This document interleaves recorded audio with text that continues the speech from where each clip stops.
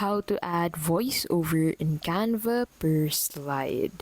So to get started, go ahead and open Canva into your preferred browser. Sign in to your Canva account, and then once you're signed in, go ahead and open the project where you want to add voiceover to your slides.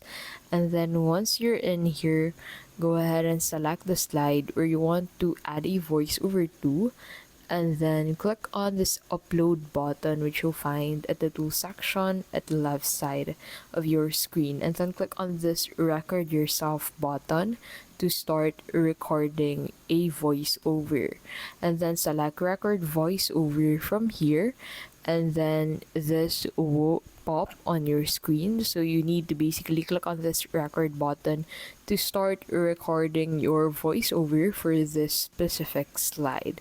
And then once you start recording for your voice for this specific slide, you'll be able to find this purple growing line which represents your voice for that specific slide that you've just recorded using Canva. And that is how you can basically add voiceover in Canva per slide.